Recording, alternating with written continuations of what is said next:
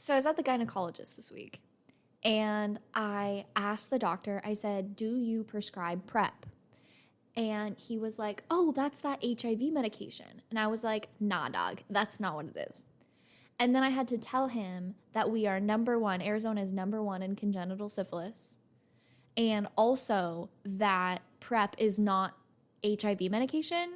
It's meant for people that are trying to not contract HIV. And he was like, well, we don't like have many cases of like people that have HIV here. And I was like, you're still not listening.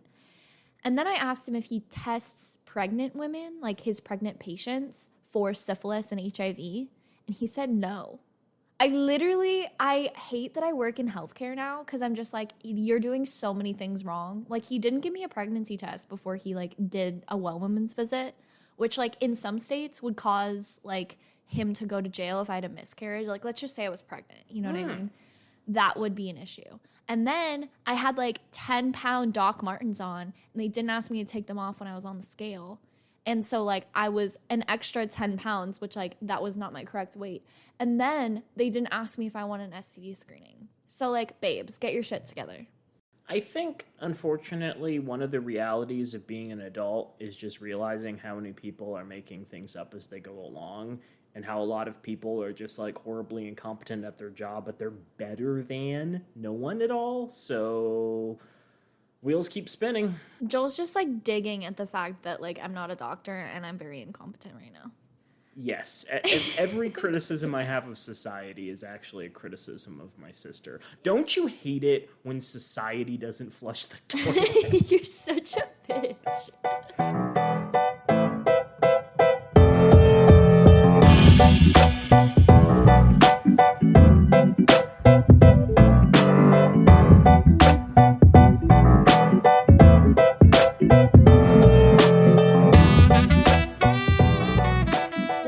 To Why Will No One Date These Guys? I'm Joel Guy. I'm Naomi Guy. And this is a podcast where we used to discuss sex, dating, relationships, and whatnot. Now we just discuss one book. And it's because we're misogynists. It's because we're misogynists. You can tell by the photo that's on the cover of this specific episode. Oh my God. So our aunt texted mom and was like, did Joel shave his head? Oh no!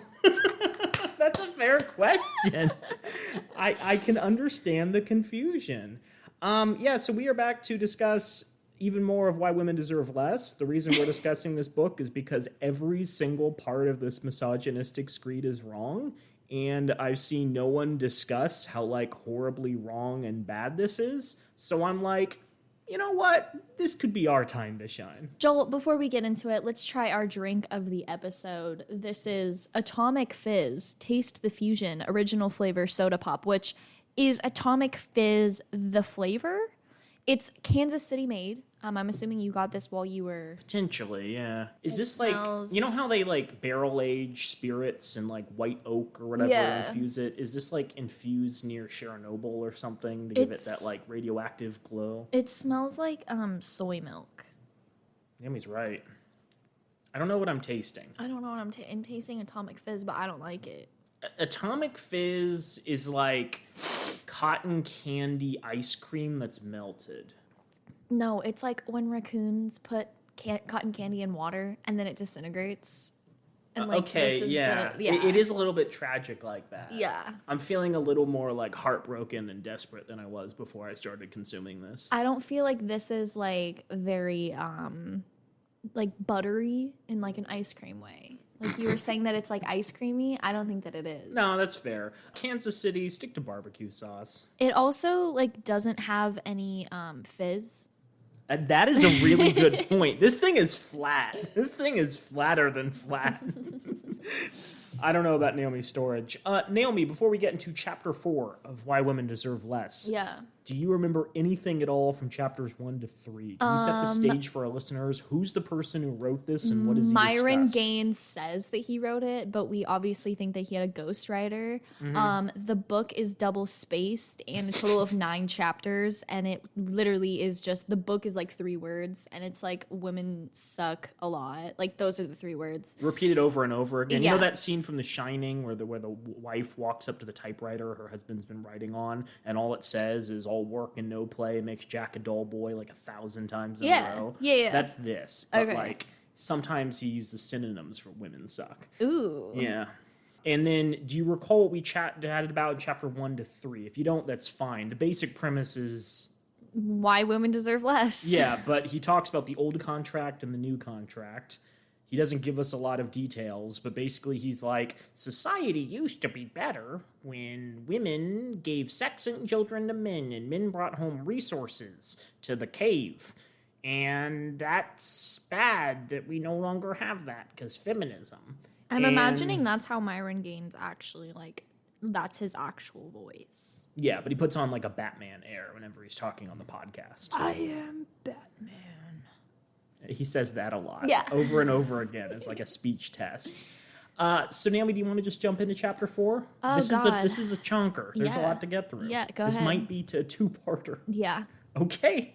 Chapter 4, Okay. called The New Contract. Oh, dear Lord. Or, oh boy, I really should have paid someone to properly edit my book and organize my thoughts into a coherent form. That's like a really long title of a That's chapter. my title. Oh, okay. Okay.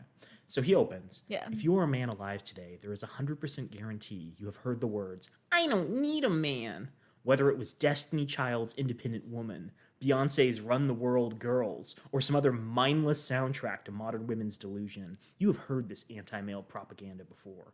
Ironically, Beyonce, every feminist's favorite musician, bookmark that, married Jay-Z, who has more status and higher net worth. Unfortunately, he also cheated on her, and she didn't go anywhere despite releasing hit songs like Irreplaceable.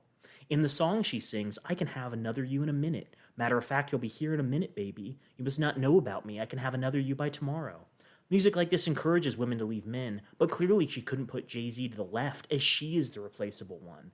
Every feminist's idol is the biggest hypocrite and is enslaved to her biology. Hypergamy never fails. Oh, it's hypergamy? That's a really good point, Naomi. Okay. When you're using words that your audience might be unfamiliar with, You it's should really probably helpful define to them. define them. Yeah. So hypergamy is colloquially referred to as marrying up. It's a Okay. term used in social science for the act or practice of a person marrying a spouse of a higher caste or social status than themselves.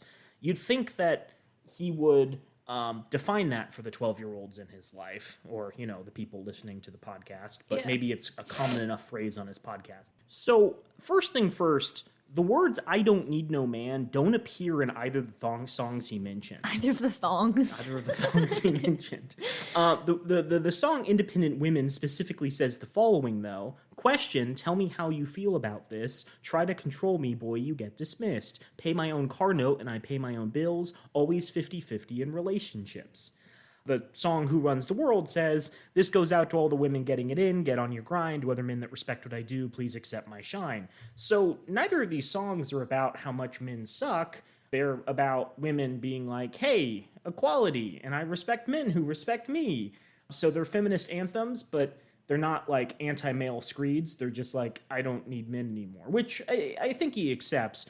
But I would say second, this kind of proves how much men suck, not women. Because a man who had infinite resources, or effectively infinite resources in his mind, Jay-Z, an ability to protect a woman, left that woman after they got together. Mm-hmm. Under the old contract, he was like, oh, well, men would dedicate themselves to women, and they, as if the woman, you know, signed up to give them sex and resources, they'd never abandon them. Well, no, Jay-Z formed a contract with a woman and then broke it.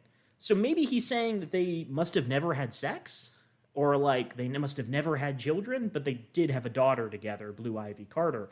Why would women follow a contract, according to his own logic, if men weren't loyal to it? I guess one way out would be that cheating is expected by all men, but if that's the case, do men provide money and resources to all their partners or just the main one? Ooh, good question. Because that's a lot of Valentine's Day gifts. Yeah. So he believes that men are virtuous and pure of heart and dedicated, but the example he gives is a man, Jay-Z, who could, quote, have any woman, settling down with a woman and then abandoning her, and it kind of falls apart as soon as you start thinking about it. If women can't expect loyalty from a relationship, it makes sense that they might begin to rethink things like the contract. Third, he gives these examples, and I would say they kind of run contrary to the fact that in the time that he was writing this book, like before this book came out early 2023, we had several high-profile divorces of women, like Melinda Gates and Mackenzie Scott Oh my and God. Grimes. They Well, did not. Grimes wasn't married. They were just having kids together. They were just having kids together. Oh, Yeah. that's even weirder. Thank you, Elon Musk. You are a perfectly functional human being. Yep. Yeah, so he's saying that even a woman attached to the most powerful man in the world is going to like stay with that man if he's unfaithful. But we have examples of women attached to men arguably much more powerful and like resource providing than Jay-Z, and the women decided to not stay with their unfaithful husbands. So he came up with one example of someone staying with their husband. I came up with 3 people. I'm not sure who's right, but it just seems that if you think about this in any way, shape, or form, the example doesn't make any sense. If literally the richest men in the world couldn't keep their wives, does hypergamy continue to never fail? Given that women tend to make less than their husbands, wouldn't any divorce initiated by a woman tend to disprove their role, their rule that he's coming up with? And finally, I really hate letting him assert stuff. He says that Beyonce is every feminist's favorite musician, favorite pop star. It seems silly to call her that, because I think Lizzo or Billie Eilish or Taylor Swift might also make the list, all of whom have talked about shitty exes in their music and have broken up with people over their past treatment. Taylor Swift, I believe, actually broke up with someone in the last week, right? No, it was it was like right before her world tour started. Oh wait, you mean yeah, actually. We do apologize if you're hearing the sounds of meows. We do have a cat in the recording studio, and the cat wants love and affection. Just a baby. He wants to talk about how much he's a feminist too. I'm not going to stand in his way for that. So Myron continues. Let's translate I don't need a man from womanese to English. Womanese. I want to punch this guy through the book. Just. I don't need you anymore, and consequently, we need to rearrange how men and women interact with one another in society. I need you to recognize I am no longer dependent on you, and both our behaviors need to reflect that. Oh my God, can you believe women would say these things? Such terrible, misogynistic things. Yeah, he's giving away the secret feminist agenda of equality. I believe he's trying to scare people with simple reflections of the nature of modern civilization.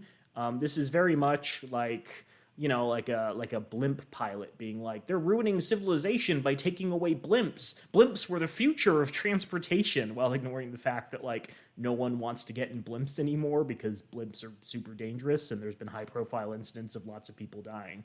Yeah, it's someone who just hasn't gotten with the times, shouting at a cloud, wanting it to go away and wanting the world to be different. But he goes on, even then the average man might not pick up on this more fundamental view, this fundamental message as his conditioning blinds him. What would help men understand the weight of this statement is to view male-female relations through the historical lens of women. For nearly all of their existence, women needed men. While men could carve their existence out of the real world through their actions, women could not, making them wholly dependent on men. Consequently, they had to find a man and keep him happy. They had to dote on men, cook for men, have sex with men, even if they didn't want to, and take care of men. All of this lest they cared to die. Although you may have never done anything to keep a woman or have her somehow be dependent upon you, their entire evolutionary history is one where they have, in one way or another, been owned or kept by men. This is where the phrase liberated from men originated. This is why they parrot, I don't need a man. And though it may blindside you because you never kept a harem of women corralled on some ranch, their statement of independence is very real and serious to them. He's making that out to be a bad thing. I'll let our listeners decide if women trying to assert themselves in a world not historically set up for their independence is a bad thing. Okay, they've made up their minds.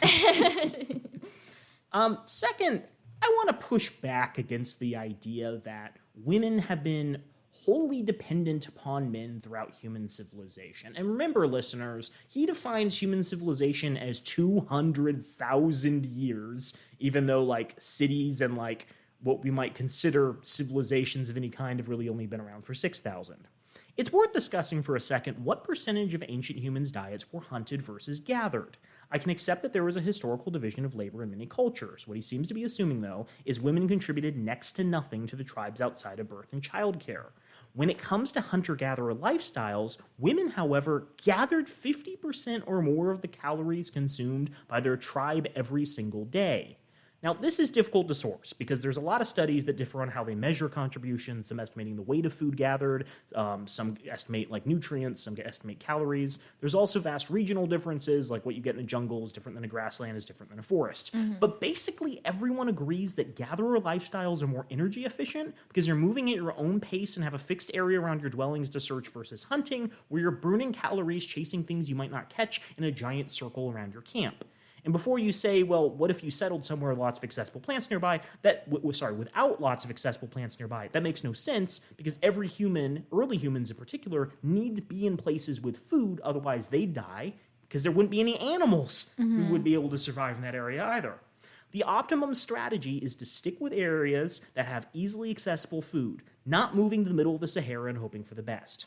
So there's also the fact that meat has to be broken down, defeathered, deboned, skinned, whatever, before it can be cooked. Women historically did most of that labor as well.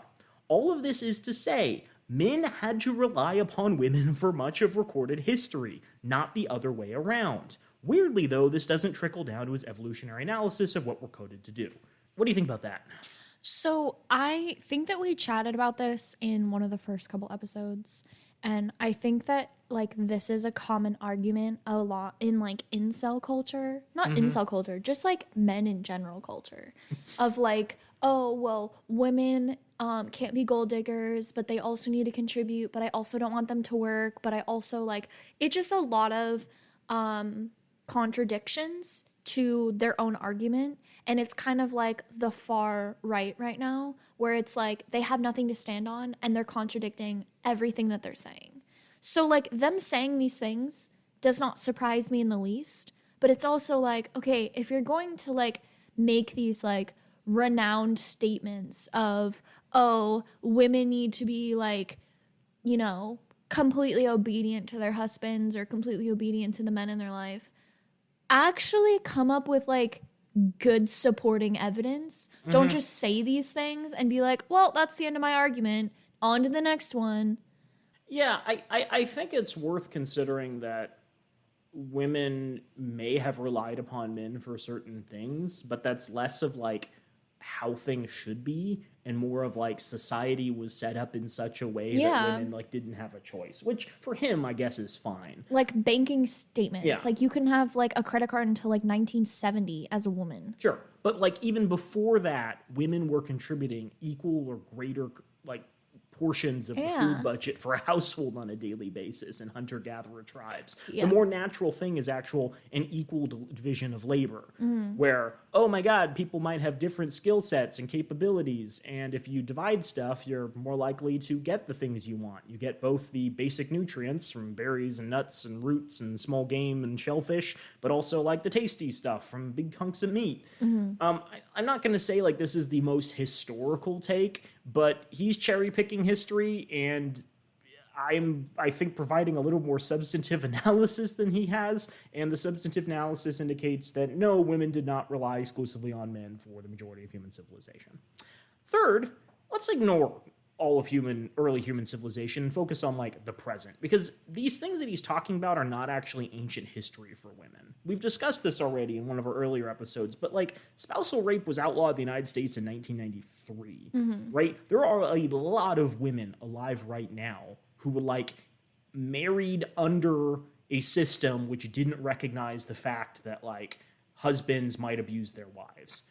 Women couldn't own credit cards in the United States until 1974. Me Too, and like women just trying to get society to recognize the issue of like abuse and coercion was just a couple of years ago. It seems that he's doing that same thing where Americans try to brush slavery under the rug. Yep. Because no one alive right now in the United States owns slaves, which, okay, maybe, unfortunately, that may not be accurate. You understand what I'm saying, though, where it's not as though there's huge plantations of slaves anymore, but it's very likely that people who live in the South might have inherited wealth from their ancestors' use of slaves. It makes sense that some of the African-American community might harbor resentment towards those people. In the same way, even if no men are alive today who commit horrific acts of abuse, That seems like a crazy statement to say. But even if that were the case, many of them still benefit from the sexism of the past and have an easier time getting jobs in certain sectors, doing less chores around the house because those patterns haven't gone away. Some women might, yes, feel resentful that it's still hard to get a job in computer science, that they still have to do the majority of household chores because that's how they and their partner were raised. So he's like, women should get over it and they should just accept the fact that, like, oh, men have always taken care of them. And it's like, well, women, first, contributed a significant amount to households throughout history, and second, might have lived through a lot of the things that he's saying that they should just ignore. And, like, even if you haven't lived through the things, and even if all that abuse, like, it no longer occurs, you can still feel offended that most of human civilization, Myron was like, oh yeah, this stuff was totally okay to do to women, not a problem. So he continues. This begs the question, how did women get liberated? One day they're wholly reliant upon men, and in a short 100 years they're not. What change allowed women to carve their living out of the world independently? One might point to the 19th Amendment, where women got the right to vote, or the subsequent social and legal changes that afforded women the same financial and legal rights as men. The passage of no-fault divorce in 1969 might be another reason, or a long and slow change in women's behaviors and choices over the generations. These things certainly paved the way for women to be liberated from men, but technology and capitalism is what emancipated women from men. This is interesting because he both thinks capitalism is super good, but also it did this bad thing. This is like, he's like, well, the internet's really good because men can now understand how to, like, take control over relationships and dating in a way they couldn't do before. It would have taken too long. But also the internet has made women hate men. I don't know why you're surprised. It's literally the same thing that he's doing with women. Women are great and we should use them for everything. And their tits are great, but they suck. The Industrial Revolution replaced physically demanding blue-collar jobs with climate-controlled office white-collar jobs. As a result, you no longer needed a man's physical strength to work as much as you did basic intelligence and competency, which nearly every woman had. Oh, that's nice of him. Every woman has basic intelligence and competency. You know, we've been calling this guy a misogynist, and here he goes and proves we're wrong once again. The Industrial Revolution also made things incredibly more efficient. For example, automating household chores that generally kept women at home and eliminating commutes, sorry. I'm thinking of communes, through the wonders of the internet. These technological advances lessen the amount of time a man and woman needed to work to support a family, and more critically, as an individual. Consequently, women could perform their jobs and be financially independent of men. So let's return to that capitalism idea. Okay. He's saying capitalism is so good it freed women from oppression, not any of their actual activism. Having just read the book Women, A History of an Idea, which covers women's role in American society over like 300 years, I think women's willingness to withhold sex and threaten their opposition and like form social movements might have won them some rights at different points. But also, capitalism is the same system that both defended the idea women should be paid less throughout the 20th century, because unlike men, they didn't have a family to support. Like, that was the only reason. In most places, women still don't get equal pay when in roles comparable to men, partially because they take time away from their careers, unpaid to raise their kids. You don't get to lift capitalism up as freeing women when it was the same system that exploited them and kept them shackled for so long. It's like, oh, those plantation bosses are so cool because they let the slaves go free. Yeah, what were they doing before that? Oh, those Nazi prison guards let some of the prisoners out. Yeah, what were they doing before that? We'll return to this later, but according to the Institute for Women's Policy Research, 43% of women workers have at least 1 year during their career with no earnings, which is nearly twice the rate of men. And that's because women remain more likely than men to take time away from the workforce or to reduce their work hours because of caregiving responsibilities.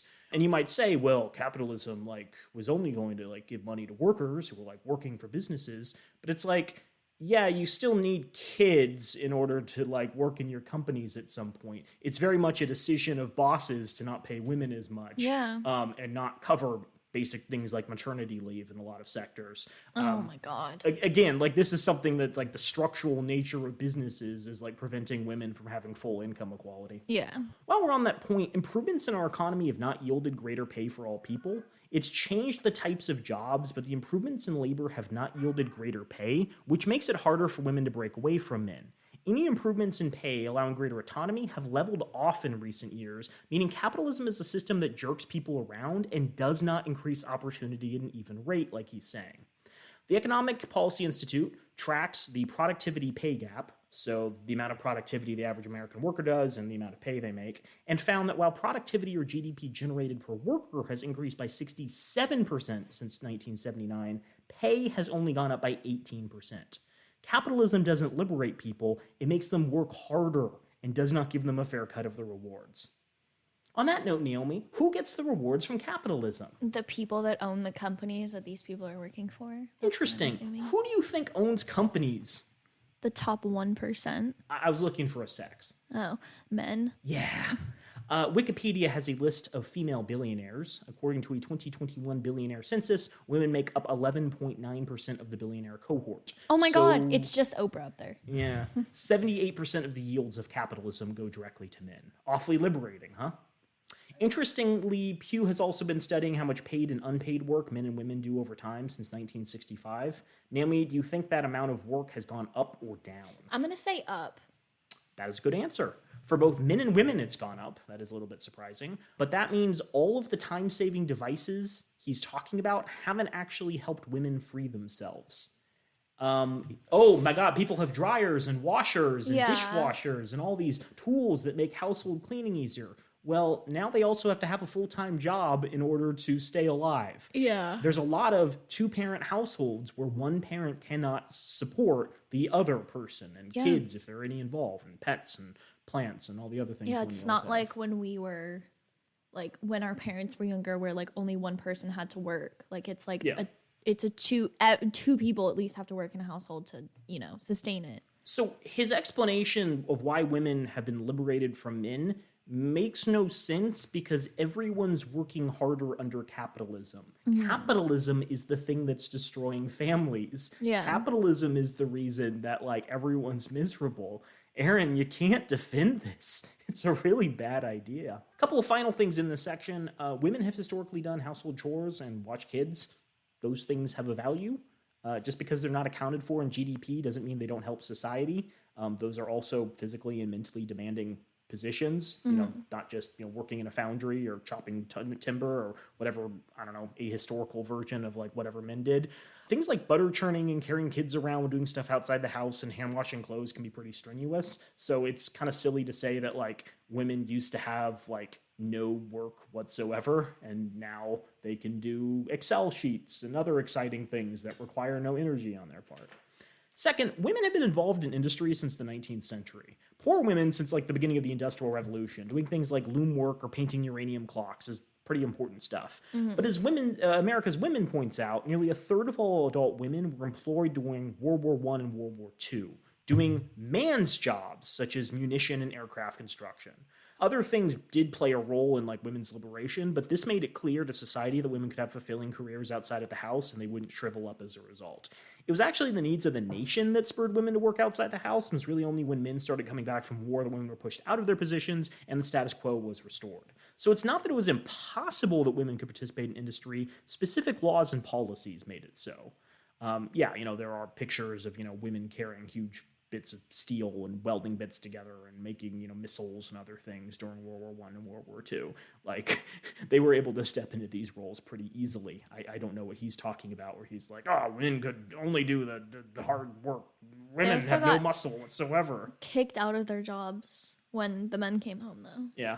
I'll throw this in. We've discussed differences in sex and athleticism before on this podcast. Yeah. And a lot of people are trans people shouldn't be allowed to compete because of natural advantages and whatnot.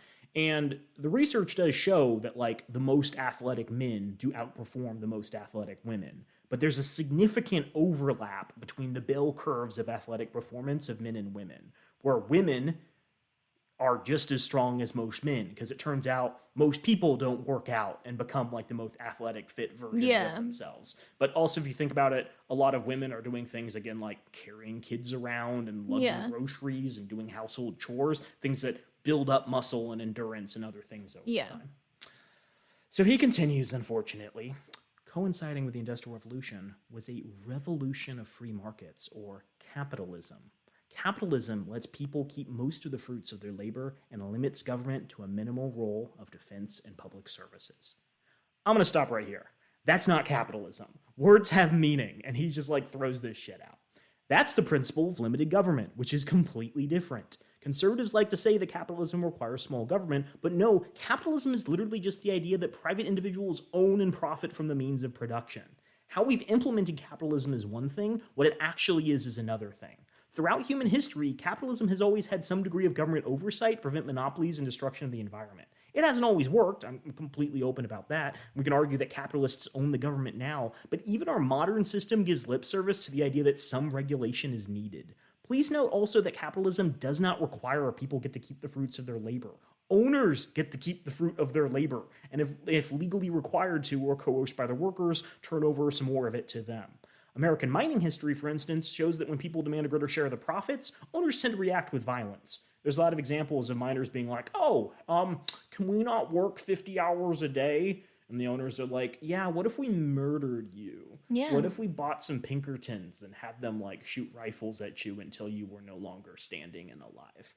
The system where production is owned by the public and you keep most of your labor value, that's socialism or Marxism. Like, he's literally endorsing like those systems, not capitalism, whether or not he calls it something completely different.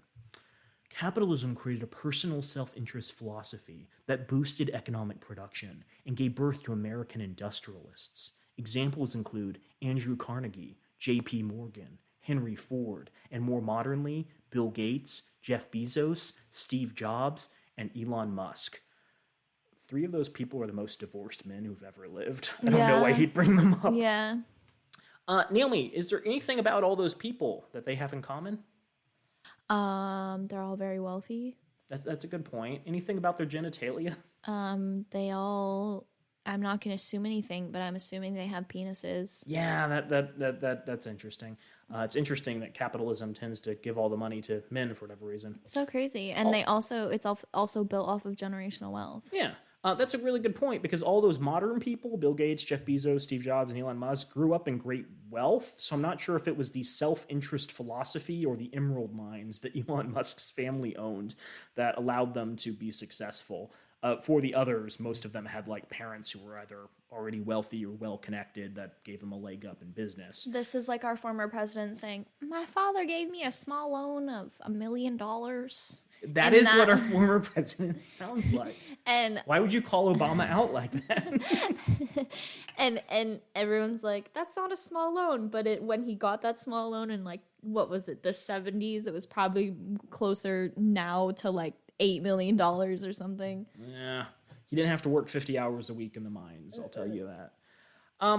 I feel this is worth bringing up because I think a lot more people are aware of it these days, and if he's not aware of it, that again indicates how like completely ahistorical and non-knowledgeable he is about American history. Henry Ford was a Nazi. Like, full stop, Henry Ford was a Nazi. He published a conspiracy book / pamphlet called The International Jew. Wonder what that was about. Distributed copies of the anti-Semitic pamphlet, The Protocols of the Elders of the Zion, donated all of the German Ford Company's profits to the Nazi Party, spoke glowingly of Hitler, and both he and Hitler kept framed pictures of the other person on their desk. They're just besties. You don't get to name drop Henry Ford anymore in the 21st century. The Dollop also had a great episode on the Ford Company's secret police, a group of thugs whose sole job at Ford factories was to investigate and weed out communists and unionizers and beat them senseless. Henry Ford was not a good person. Like, personal self-interest philosophy for Henry Ford was like, how can we kill more minorities? And car companies helped conspire to destroy American public transportation like trains and streetcars, which has divided society into tiny enclaves, making it harder to meet people and making people prone to isolation and depression. The reason I bring that up is because he's talking about how capitalism has improved the world, but actually a lot of the problems with modern dating culture stem from the fact that like car companies ruined really good public transit that we had. Imagine if you could go out to bars in the evening and then get like super drunk and meet people and then like take a streetcar home. Wouldn't that be cool? Imagine going out to a bar and not having to worry about being roofied. Imagine meeting someone online and you can hop on a train even if they live across the country and be there in like a day, and then you can like make out with a person in New York even if you live in Arizona and continue a relationship. Wouldn't that be something? Imagine not having to fly Frontier every time you get onto That's a plane. the real thing. I don't have time to go into the others, but like I think he's hyping up Musk as the creator of Tesla, something he was not the founder of. Nope, not at all. Nor did he like create the technology. He literally bought the rights to call himself the founder. He bought his degrees too. Yeah, that's worth digging into. And besides Tesla's stock crashing now that multiple other electric cars are on the market, it's worth noting how his autonomous vehicles use the absolute worst technology for self-driving, Yep. which is cameras rather than LiDAR, which is more expensive but actually maps a 3D space. Yeah, but they also, like, the whole reason why they pushed out Tesla was because, like, they're tracking where you are because it's a data analysis program. I think Like- that's part of it. The thing is, Tesla was a really successful company when other car companies weren't getting into electric vehicles. Yeah. And as soon as any company that knows anything about making cars is like, oh, we're going to invest in batteries, they're dead. They're floundering. But I also Come back in 10 years and tell me if I'm wrong. I also hate the fact that, like, I was talking about this like last week, is just the fact that, like, when Nissan came out with the Leaf, or like other people were other companies were coming out with all electric cars, the top 1% was like, oh, whatever, I'll take it or leave it. But now that Tesla is like a form of wealth, of showing off your wealth, everyone's like, oh my god, I need an all electric car. Yeah.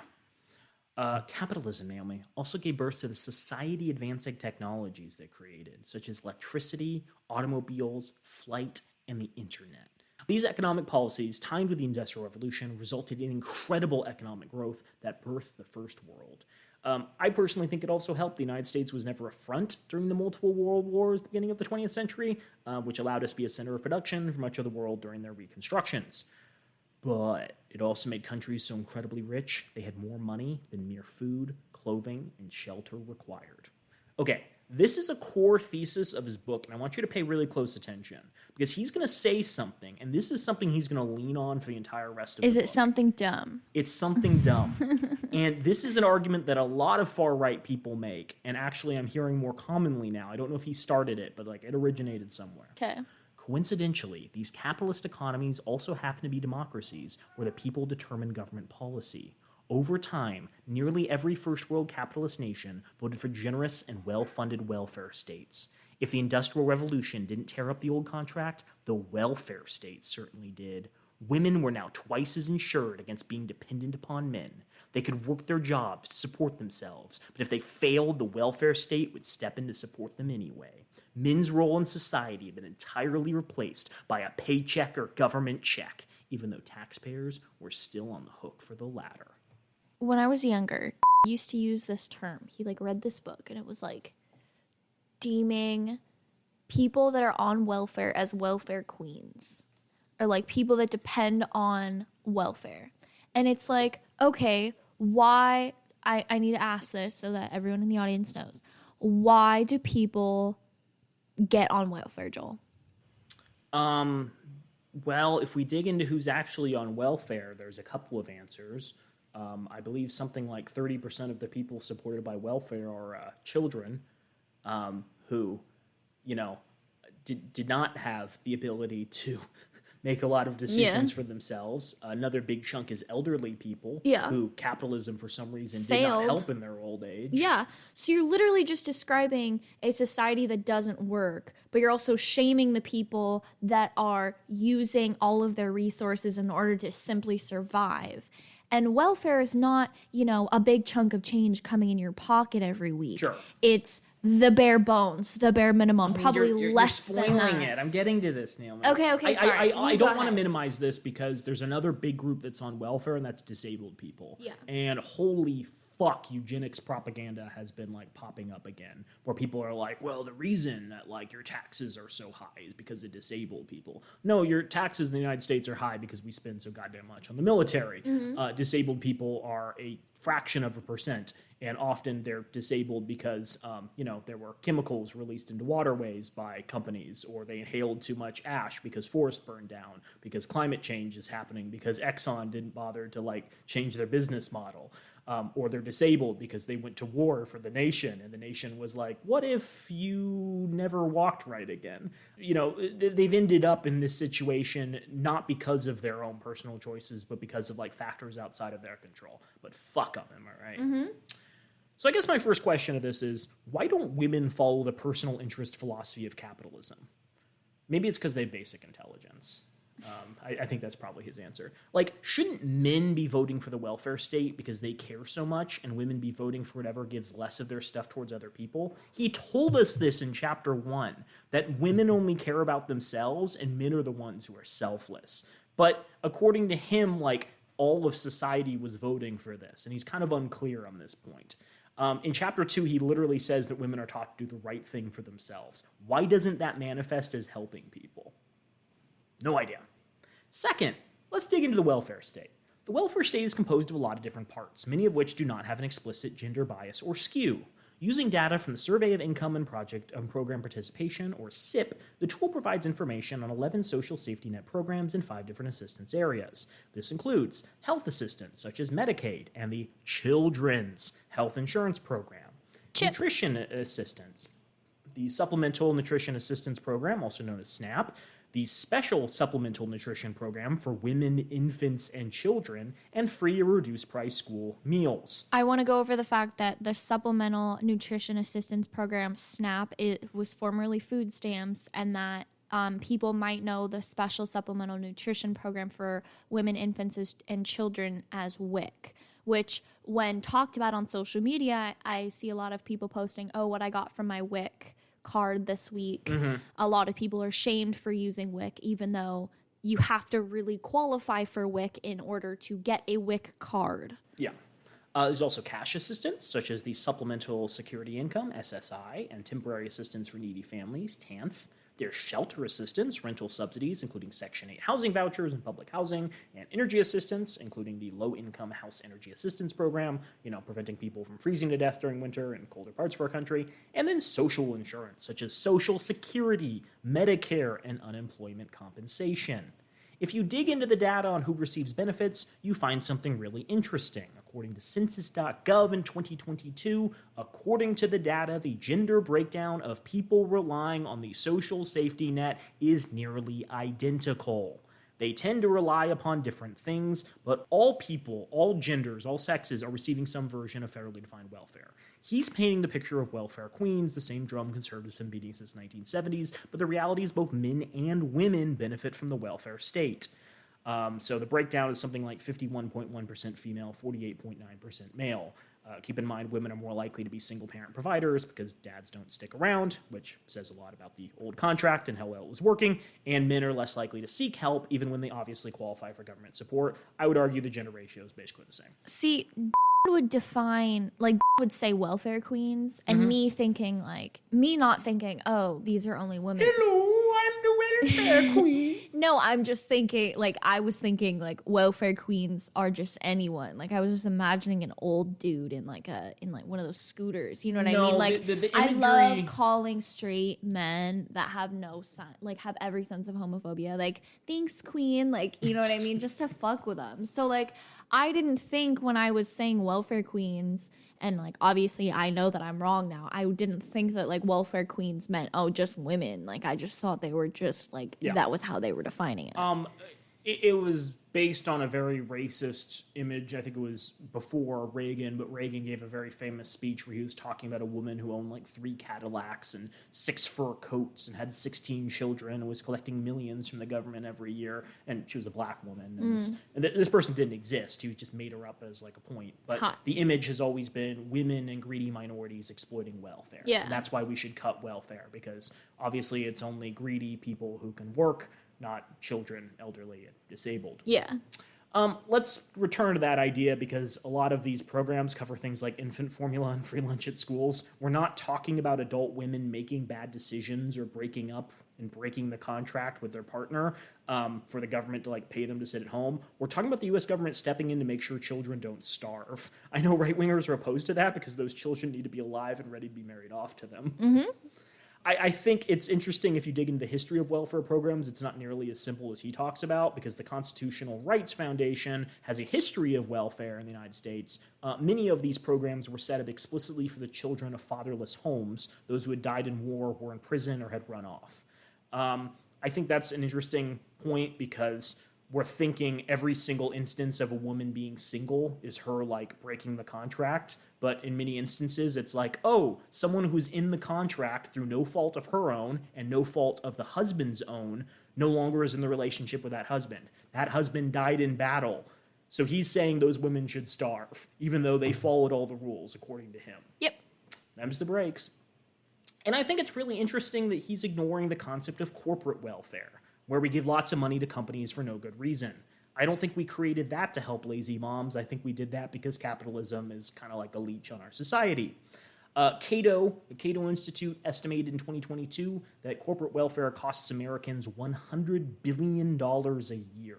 Significantly, it's a big chunk of change compared to, the normal welfare programs we think of and, people leeching off the government.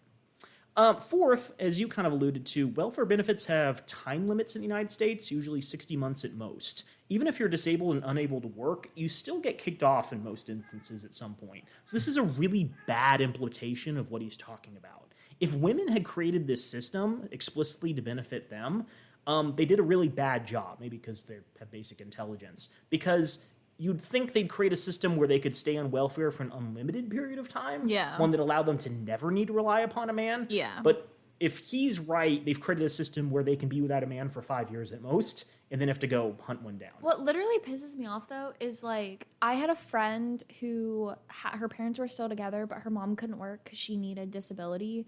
But she was denied disability like 4 or 5 separate times because she was married, and apparently they made too much in the household. Yes. But they made too much for her to apply, but she couldn't live off of one person's income in that household. I don't recall it something absurdly low, but like if you're on disability benefits in the United States, you can't have assets more than like $2,500. It's something ridiculous. And because they owned the home that they lived in, they couldn't pay the mortgage on it, but because they partially owned it. So if your husband is working in his steel refinery job and gets crushed by a vat of steel and his legs get crippled and he can no longer work in the steel refinery, he's saying, go fuck yourself because you're lazy, you bum. Yeah. Mm-hmm. Great idea of what society should look like, Aaron. Finally, this is fifth. Fifth, he's saying marriages are in decline because of generous welfare systems. This is the thing I want you to keep in mind, because this is the thing conservatives are saying. They're implicitly saying if we cut welfare, more women would date men. That's what they're getting at. Okay. This is a testable hypothesis, however. More welfare must mean more divorces. Now, I will say this is kind of hard to measure, since different countries have different programs, but I think one way of illustrating differences is looking at the percentage of GDP spent on welfare by each nation. We would assume that you get roughly the same amount of welfare bang for your buck, country to country. I think it's probably more or less efficient in certain nations, but this is a set of numbers most nations provide.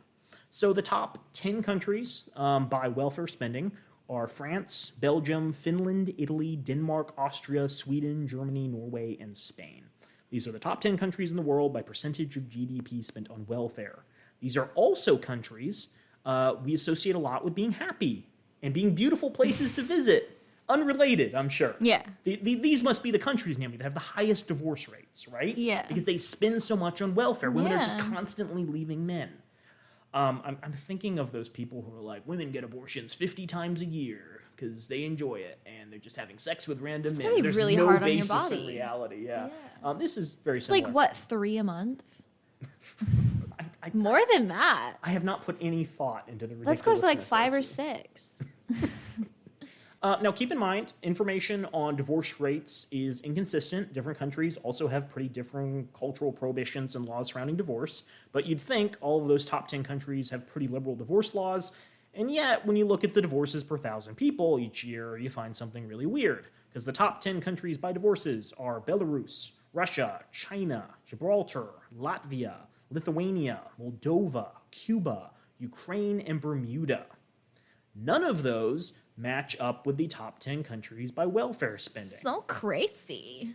Denmark is 11th on the list. Sweden is 16th. The United States is 23rd. Nearly everyone near the top of this list has exactly the same range of 2.2 to 2.5 divorces each year per 1,000 people, even though they have entirely different welfare spending.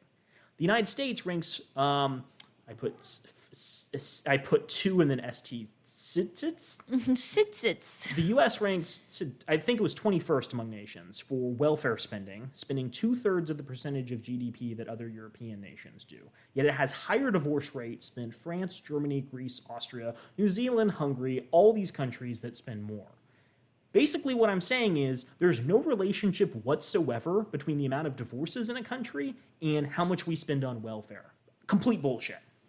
Don't forget the reason he's bringing all of this up is to partially call women lazy and entitled, but also to say that we should cut welfare benefits. That's the implication here. Society would be better with less freeloaders. So I mentioned in part 1 that I was like not completely sure if this was like really poorly written or if it was somewhat cleverly written and meant to bring people who couldn't get dates into the conservative fold. Yeah. And after doing more research, I'm like, it's definitely the latter. Because all these arguments are supporting the hypothesis that like society would be better if we had Trump in the White House for another 50 years. Yeah. What did Trump sound like again? Where I declare, No, I it am was just a like- Southern colonel who's inherited $1 million from my pappy. My father gave me a small loan of $1 million. Oh, I'm sorry, that wasn't Trump. That was Obama. So we're getting close to wrapping up. We just have a little more shit to dig through. With no need for men, or so women think, women were allowed to choose the right man. Oh my God. What? Women are allowed to choose? Rather than being forced or coerced into accepting the wrong one. This transformed the contract between men and women from dependency and prostitution to that of choice and volunteerism. If you take a minute or two to think about it, what should have transpired was a dramatic improvement between the sexes. Yeah, one would think that. This should logically lead to happier relationships between the sexes, as desire forms a stronger bond than force. I don't know, force is a pretty strong bond. You put someone in handcuffs, yeah, they're gonna stick to you. That couples were happier in love than they were in business. The new contract should also have improved relations between men and women by shoring up everyone's finances. Having two incomes would eliminate the number one killer of relationships, financial problems, and happier, more stable marriages would result. Blah, blah, blah. There's also the reasonable expectation women would lead more interesting lives. A fellowship of sorts would form between them. However, Naomi, this didn't occur. In theory, the new contract should have ushered in a new era of dramatically improved relations between men and women, that after a lengthy, thorough, though fun, vetting process, we would all be madly in love with our soulmates, fucking like Sterling Cooper, resulting in the happiest and most fulfilled lives humanity has ever seen. While this looked great on paper, and certainly stood to reason, this new utopian era between the sexes did not materialize, kind of like communism. He didn't say utopian era, he said utopia era, which is not accurate. Utopian is an adjective, it would be whatever. The results were quite the opposite, Naomi. If you look at relations between men and women today, they have never been worse. We're going to dig into next time why things have never been worse, but I do want to just wrap up on some of the bullshit he just said, because you'd think that a lot of that's obvious, like obviously wrong in different ways, but then he gets like even worse in what's obviously wrong. Naomi, he says that financials are the number one killer of relationships. What do you think the number one killer is? Ooh, I would say the like lack of like the inconsistency of breaking up work around the house. Ooh, okay. No, I think that's a good hypothesis. The answer I have is no one really knows. There's been a lot of research into this.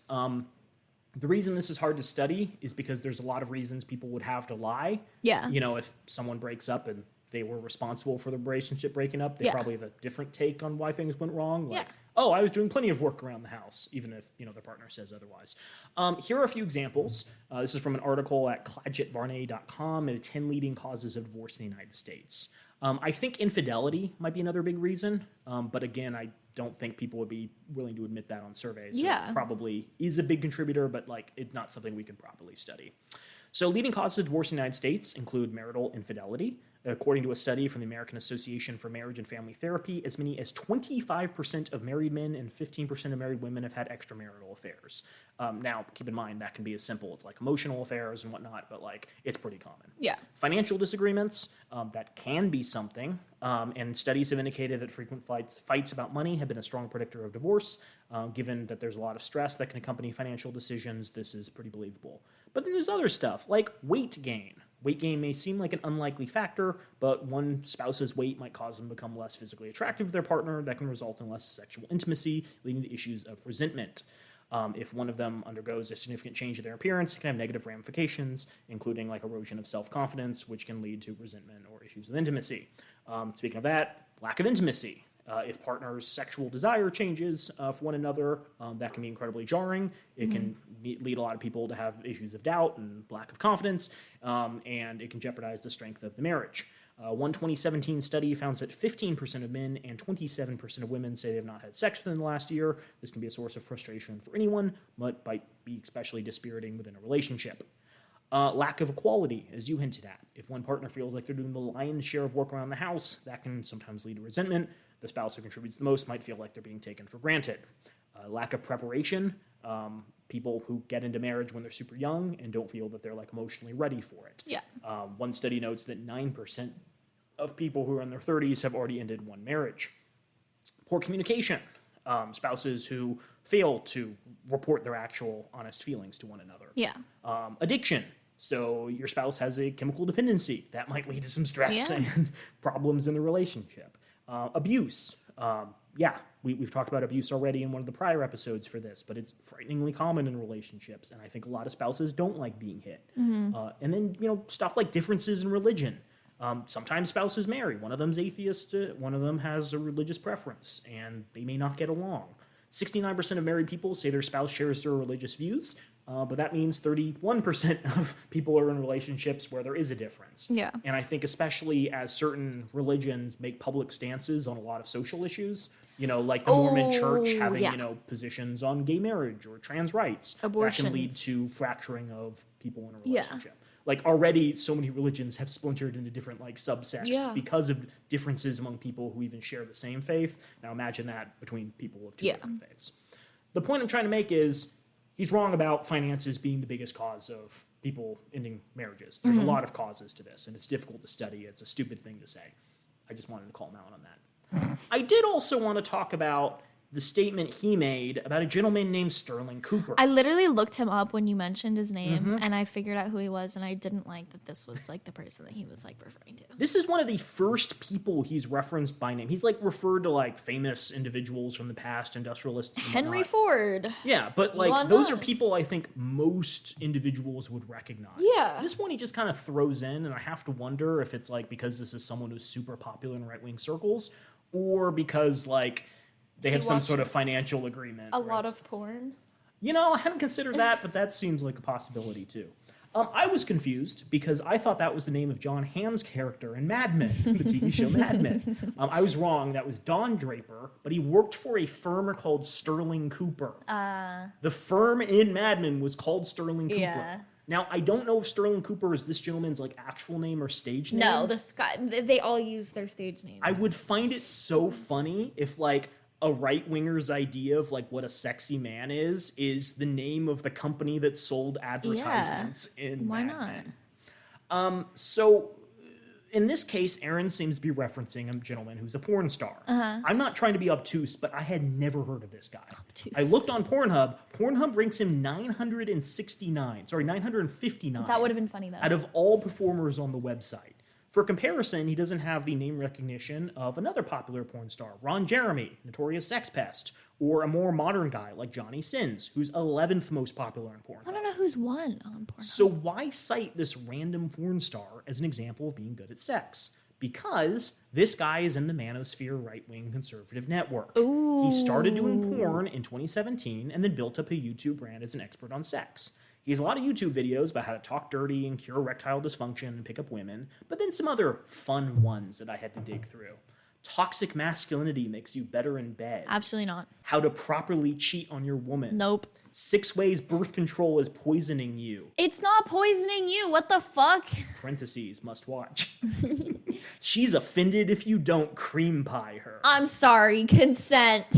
He's also on Twitter, posting such gems as this post. If you got the vax, you either got manipulated by the media and government propaganda, or you had mouths to feed and had no choice. Either way, you should be mad at the evil people who did this to you. I'm confused, but okay. Well, he's anti-vax. No, I get that.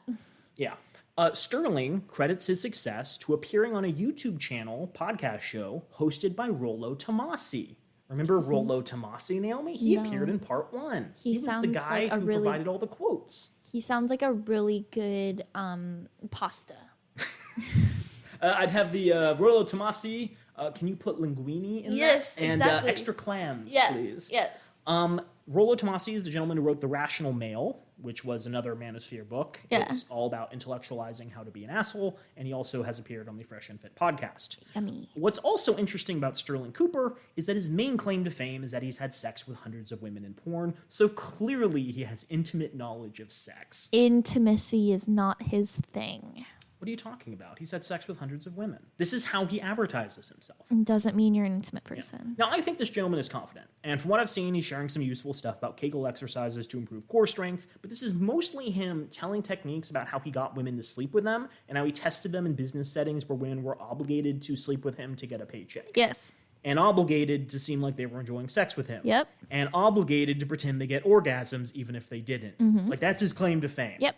He also claims everywhere, on every single website, YouTube channel, I think even in his videos, that he is an award-winning porn star. Which, I mean, hey, it's a tough business. That's certainly something. A lot of people enter the field. Very few people last more than a couple of years. The intro to nearly every video on his YouTube channel says, award-winning porn star. And because I have nothing better to do than dig into every single claim made by the assholes here, I dug into this. Yeah. Because it seems suspicious to me, and I know right-wing assholes love to stretch the truth. Yeah. What does his website say? I don't know. Well, sterlingcooper.com/bio says his nominations include 2018 UCAP Awards Best Male Newcoming, 2018 UCAP Awards Best Male Porn Star, 2019 AVN Awards Best Male Newcomer, 2019 AVN Awards Best Foreign Sex Scene, blah, blah, blah, blah, blah, 2022 AVN Awards Best Foursome Orgy Sex Scene.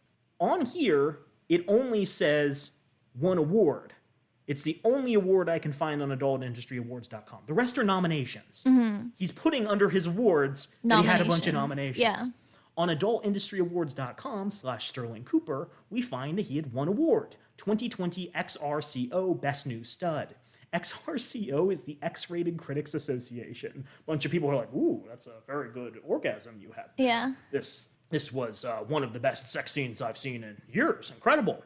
But the awards ceremony is not a bunch of people watching porn and then saying these were the best scenes I saw each year. It's entirely self-nominated. He is okay, but you can't admit that he's not award winning. He won an award.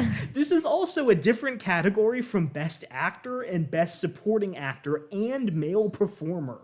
So he's not the best male sex god. He's not the best supporting male sex god. He's not even the best performer sex god of the year. He's the best new stud of 2020. Jesus Christ. I think that literally just means the best new sexy guy. He self-nominated himself in the least interesting category, won in 2020 when a lot less porn was being produced than normal due to COVID, Yep. and then used that to promote the idea he's some kind of sex god. This is a bad person to reference. And this is the guy who's like, and this is the guy Aaron is referencing to be like, if only we knew more about sex like this guy, we'd all be happy. Oh my God. But I think in this little microcosm, we have once again a demonstration that Aaron knows shit about anything. Because he just throws out things that he thinks are obvious, and when you dig into them in any amount, do any research to this, you find that his statements are completely wrong. But Sterling Cooper is interesting not just because he self-nominated himself for an award in 2020 that no one else nominated themselves for. He also has created some very lucrative materials for people to purchase. On his website, he has a section called Products, and I found that being a right-wing sex pickup artist guy is incredibly lucrative. So let's talk about training costs to be a sex god like Sterling Cooper. Okay. This is a gentleman, Naomi, who's had sex with hundreds of women. Yummy. The website says, learn everything you need to know about being better in the bedroom. Leave a lasting impression of the ladies that'll have them crawling back for more. As a man who gets paid to have sex, I know all the shortcuts, biohacks, tips, and techniques that will turn you into a wild stallion every woman dreams of sleeping with. So, he has an ebook. I don't know how long this is. Maybe it's something we'll review in the future. It's called How I Grew My Penis and Other Porn Industry Secrets. Naomi, how much do you think this book is? $85. $97. Oh my God. Dirty Talk 101, language that makes her go wild and beg for more and obey your every command. Couldn't you just like YouTube these things for free? No. Okay. Well, no, why would you say that? Okay. How much do you think Dirty Talk 101 costs? $700. I don't know. $399. How much does sexual dominance escalation cost? I want to know how many people actually buy these, though. How much does sexual dominance and escalation cost? $699. $799. Oh my God! That'll show up well on the audio. He has other books that are cheaper, like The Ultimate Guide to Performance Anxiety is $69, How to Seal the Deal is $49, Preventing premature ejaculation Evacuation. is $69, but you get the point. Yeah. Like, it's very lucrative to be like a right-wing pickup artist grifter who pretends that they're super good at sex because women have sex with them. Yeah.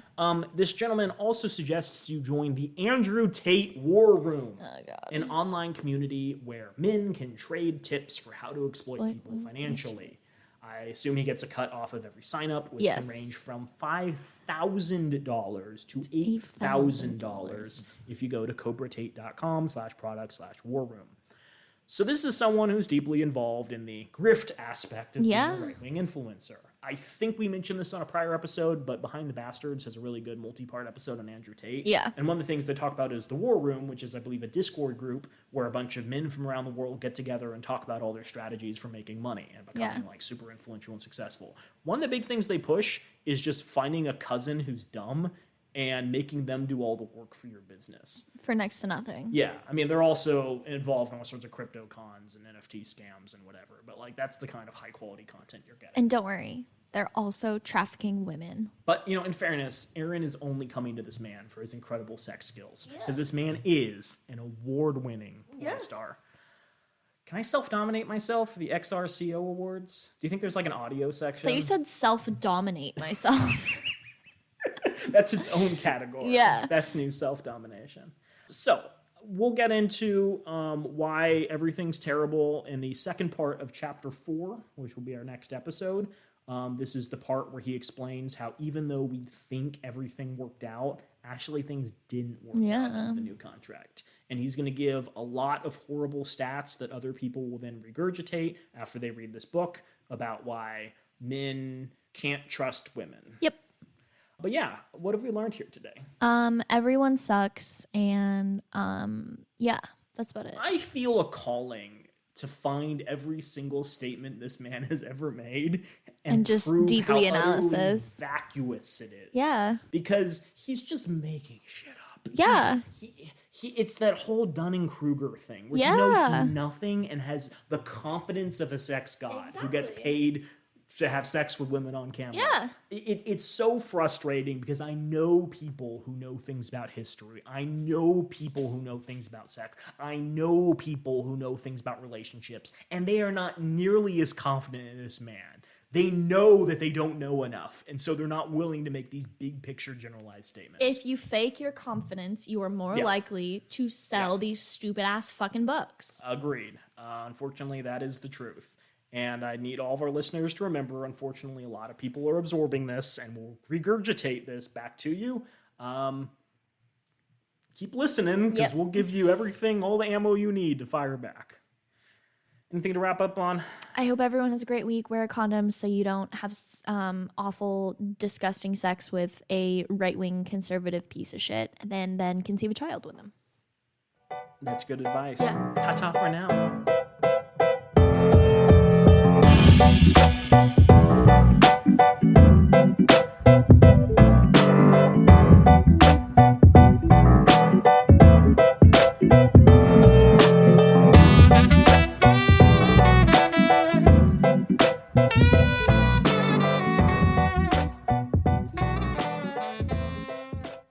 We have many thanks for the use of our theme music, which is the song Drop by Ketsa. You can find more of their music online at ketsa.uk.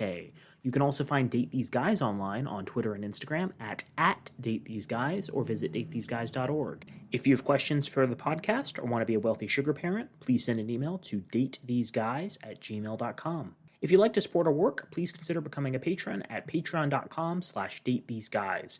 We have behind-the-scenes information, early episode access, participation in polls, and exclusive access to a guy sibling map of date ideas for the Arizona area. Since the world sucks right now, we are currently donating all Patreon proceeds to trans organizations like the Trevor Project, a trans suicide prevention organization, and moving assistance funds for those fleeing states outlawing their very existence. Please consider becoming a member and supporting our work today.